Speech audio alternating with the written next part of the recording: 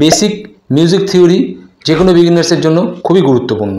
কারণ পরবর্তীকালে আমরা যখন কর্ড বাজাবো, স্কেল বাজাবো বা আমরা যখন সামান্য কোনো সোলো বাজাবো, তখন কিন্তু আমাদের এই বেসিক মিউজিক থিওরিটাই সবথেকে আগে কাজে আসবে।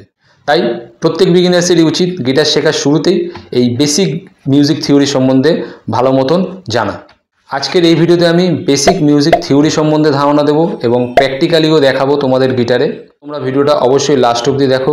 আশা করছি এই ভিডিওটা থেকে তোমরা অনেক কিছু জানতে পারবে, শিখতে পারবে। চলো বেশি দেরি না করে ভিডিওটা শুরু করি। মিউজিক থিওরি সম্বন্ধে বলতে গেলে প্রথমেই যেটা আসে সেটা হচ্ছে মিউজিক নোট। এই মিউজিক নোট শুধু গিটার না, যে কোনো ইনস্ট্রুমেন্টের ক্ষেত্রে একই থাকে। এখানে আমি আলোচনা করব অ্যালফাবেটিক্যাল মিউজিক্যাল নোট, যেগুলো গিটার বা যে কোনো মিউজিক্যাল ইনস্ট্রুমেন্ট বাজানোর জন্য খুবই গুরুত্বপূর্ণ। নোট মানে একটা নির্দিষ্ট কম্পাঙ্কের ধ্বনি। 7টা ন্যাচারাল নোট আছে, এ, বি, সি, ডি, ই, এফ, জি। 7টা নোটের মাঝখানে কিছু শার্প নোট আছে বা ফ্ল্যাট নোট আছে।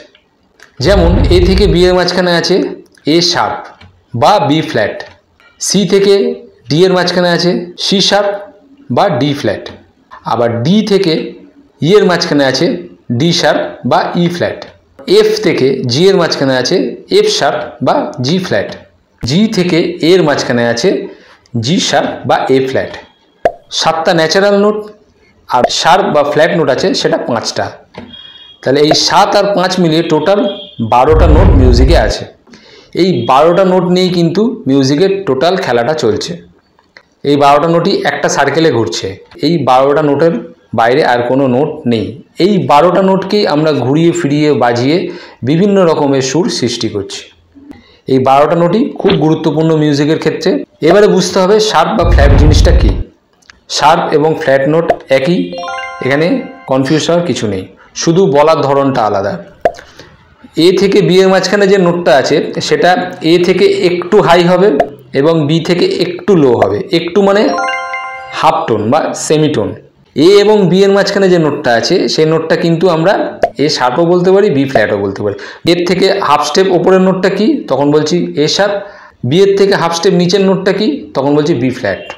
বি আর সি এর মাঝখানে কিন্তু কোনো শার্প বা ফ্ল্যাট নোট নেই।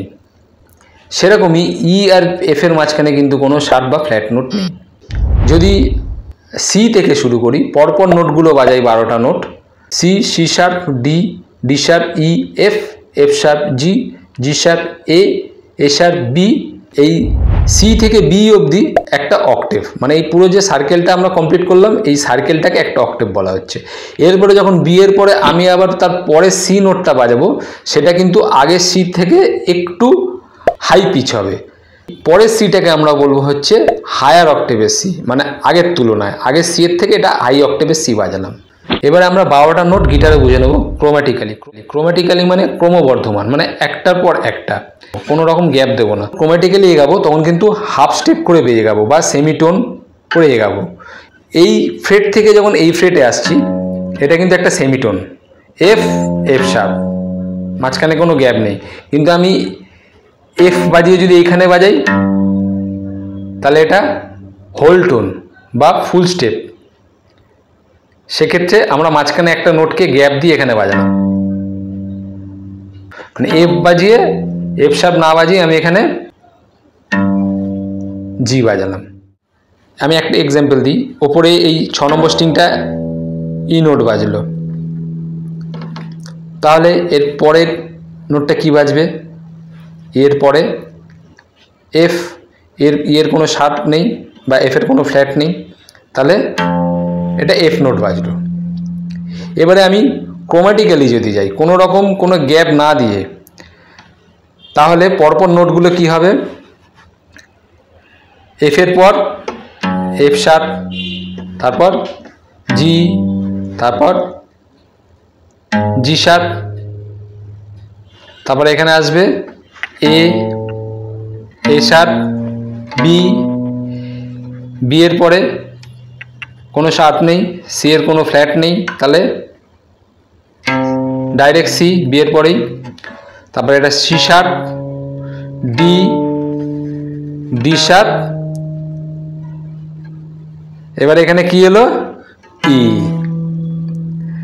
তার মানে এই যে ওপেন ই বাজালাম, কোথাও হাত না দিয়ে যে ই বাজালাম, এইখানে কিন্তু সেই সেম ই বাজছে, কিন্তু এর পিচটা একটু হাই।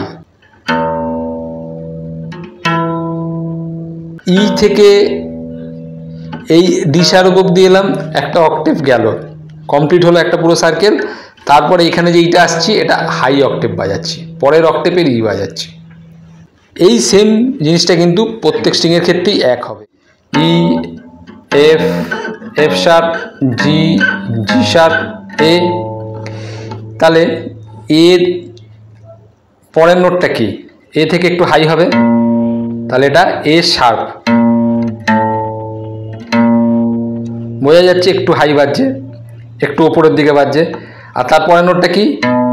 বি। তাহলে এই যে নোটটা বাজাচ্ছি এ শার্প, এটা কিন্তু এ শার্পও বলতে পারি বা বি ফ্ল্যাটও বলতে পারি। যদি বলি বি এর আগের নোটটা কি, তখন আমরা বলবো বি ফ্ল্যাট।